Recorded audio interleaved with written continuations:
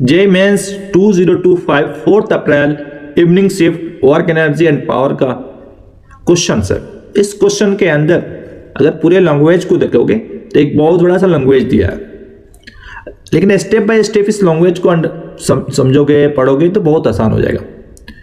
अब इस क्वेश्चन को मैंने पढ़ते हैं। पहले क्वेश्चन ने बोला है कि ए ब्लॉक ऑफ मास 25 kg, यानी इसका मास दे दिया m दे दिया, सिंपल तरीके से समझ जाइए, और हॉरिजॉन्टल सरफेस जा रहा है बाय द फोर्स, जो फोर्स लग रहा है उसका एंगल बन रहा है वो 45 एंगल बना रहा है, वो भी हॉरिजॉन्टल ही है।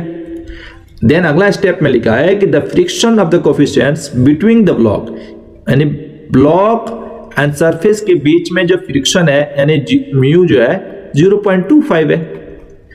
नेक्स्ट स्टेप है the block the travels at the inform velocity, यानी इनफॉर्म वेलोसिटी हो रहा है, एक्सेलरेशन क्या हो जाएगा, 0 हो जाएगा। यहाँ पे वर्क डन जो हो रही है by the applied the force, जो अप्लाई फोर्स कर रहा है ड्यूरिंग द डिस्प्लेसमेंट, वहां एस जो हो रही है डिस्प्लेसमेंट हो रही है 5 मीटर हो रही है। मैंने पूरा क्वेश्चन को अच्छे से पढ़ लिया। अब यहाँ पर पूरा अगला स्टेप में यहाँ पूरा इसका एबीडी बना दिया, एबीडी बना दिया। अब एबीडी बना दिया तो इसका हॉरिजॉन्टली ब्लॉक है, इसका फ्रिक्शन से यहाँ पर ऑलरेडी दे म्यू इक्वल टू 0.25, यानी mg अगर लगाए mu equal to mg minus f root 2 हो जाएगा। किसका होगा, f cos 45, cos 45 जो होगा 1/√2 हो जाएगा। उसके वैल्यू पुट करेंगे यानी ऊपर फोर्स आ जाएगा f रूट 2 हो जाएगा, ये फ्रिक्शन के बराबर हो जाएगा पूरा। मैंने यहाँ पूरा स्टेप यहाँ लिख दिया है।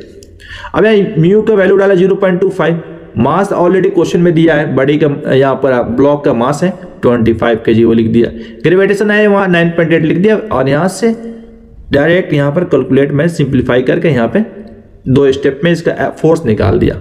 जब फोर्स निकल गया तो अगला स्टेप इसमें काम करेंगे कि डिस्प्लेसमेंट हो रहा है जी, क्योंकि वर्क डन के अंदर ही डिस्प्लेसमेंट होता है, यानी एक्सटर्नल जो वर्क लगेगा उसमें F S equal to cos 45 लिखेंगे।